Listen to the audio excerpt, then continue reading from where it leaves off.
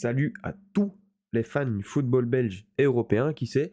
Aujourd'hui, on va revenir sur les parcours du Sporting de Charleroi et du Sporting d'Anderlecht en Europe en ce mois de juillet 2025. Enfin, la vidéo paraît en août, mais sur le parcours qu'ils ont fait en juillet 2025. Des qualifications qui ont révélé pas mal de choses, donc accrochez-vous, c'est parti. On va commencer du côté d'Anderlecht, qui rencontrait le club d'Aachen. Enfin, je sais pas comment on le dit, je pense qu'on va le dire comme ça. Un club suédois. Ce sont les deux Sporting ont affronté des clubs suédois.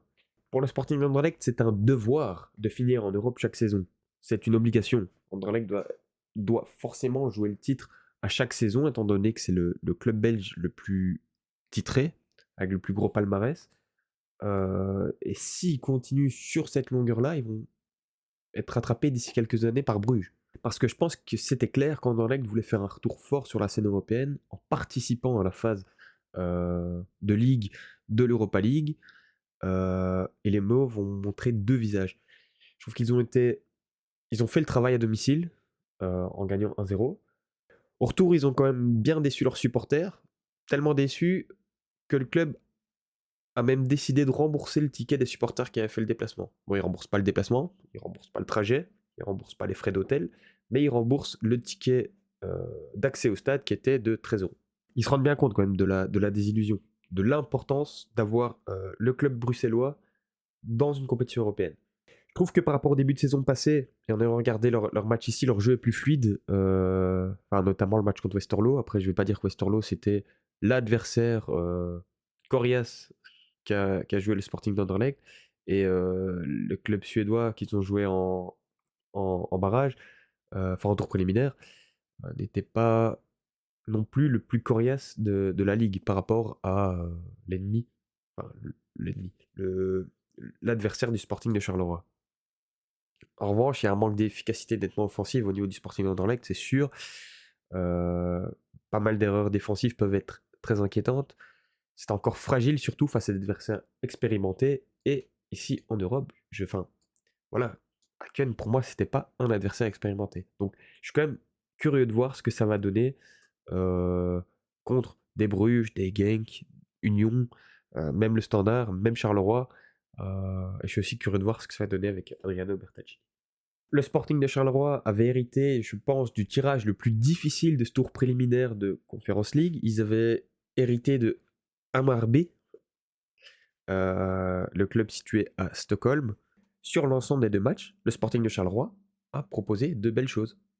Vraiment de belles choses. Ils ont été bons. Hein. Surtout en rappelant que c'était le pire tirage possible, avec une ambiance de feu, des supporters qui se sont déplacés en masse, des supporters qui ont fait du bruit à domicile. Ils ont quand même perdu deux piliers. Je veux parler d'Adem Zorgan, qui était capitaine. Je veux parler de Dan Heymans, qui était meilleur buteur sur la saison passée. Et l'entrejeu des Zèbres a montré de belles choses. Dans ce tour préliminaire de qualification pour la Conference League, malgré un effectif encore en construction, avec des pertes dans le milieu de terrain, les Zèbres, ils ont vraiment montré du caractère, mais aussi leurs limites, notamment dans le physique, en fin de match, parce qu'ils prennent ce but à la 119e, une minute après, t'es au tir au but, et en gros, sur un pile ou face, sur un 50-50, à la loterie, tu peux passer à l'étape supérieure, jouer Rosenborg, qui pour moi est moins bon en termes de qualité qu'Hammarby. On verra. Donc dans les points positifs, on a une belle cohésion de groupe, de l'intensité, un jeu structuré. On en attend sans doute plus de Romsas Napoléon et Antoine Colassin, les nouvelles recrues, mais il leur faut du rythme. Il a manqué un petit peu de finition, notamment à Stulic, quand il a eu la balle à la 93e, je pense, du match retour pour faire le 2-1.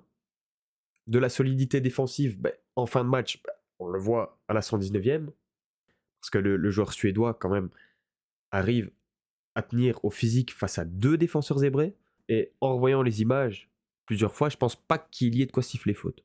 Je dis même, je ne vois pas de quoi siffler faute. Un joueur qui tombe, oui, mais relativement loin du ballon, relativement loin de l'action qui nous intéresse. Là, tu dois être un roc, tu dois tenir debout. Donc pour résumer, Charleroi est éliminé face au deuxième club suédois, qui montre vraiment de belles choses.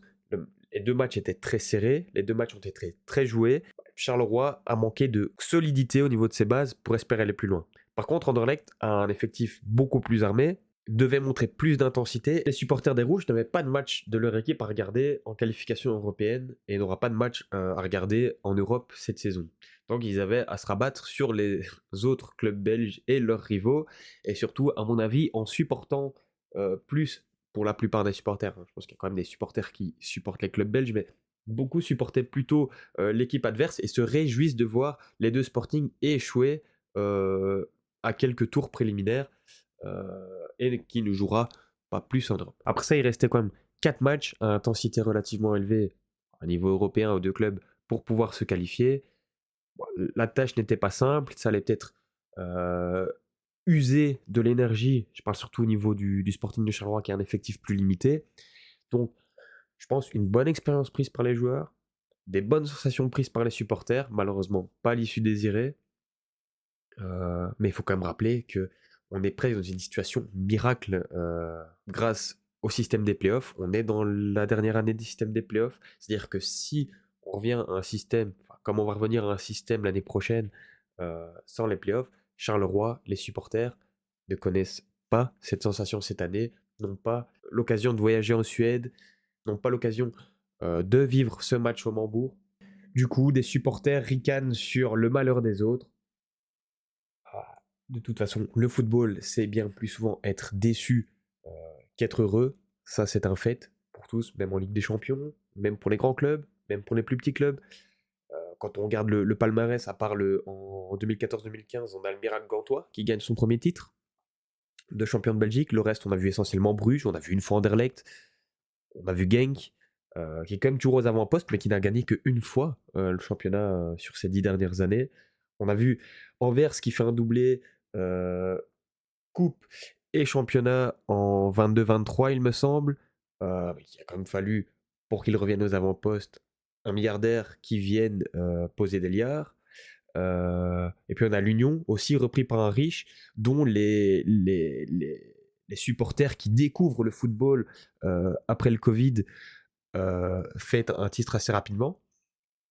Donc voilà, et en coupe, là aussi, on a de temps en temps un miracle. On a eu Malines en 2019, euh, il y a eu le Standard aussi. L'Union l'année passée, le reste, il y a de grandes chances qu'on voit souvent les mêmes, malgré que le chemin du coup le plus simple pour arriver à un titre et pour arriver en Europe serait la coupe. Et là, on voit un petit peu moins souvent Bruges. Sur ces belles paroles, avec l'effectif qui est séduisant, j'espère quand même voir euh, Anderlecht donner du fil à retordre sur le haut du championnat, sur le haut du classement du championnat. Et je suis curieux de voir comment le Sporting de Charleroi va faire, parce que avec l'équipe qu'ils ont, avec les qualités qu'ils ont montrées, ils sont quand même relativement mal payés. Je pense qu'ils peuvent se battre pour arriver dans le top 6. Et voilà, je suis assez enthousiaste de voir les matchs de ces deux équipes cette année au niveau du championnat. J'attends vos retours dans l'espace commentaire. Notre seul but, c'est le football respect. Donc je vous dis à la revoyure sur Reverse FC.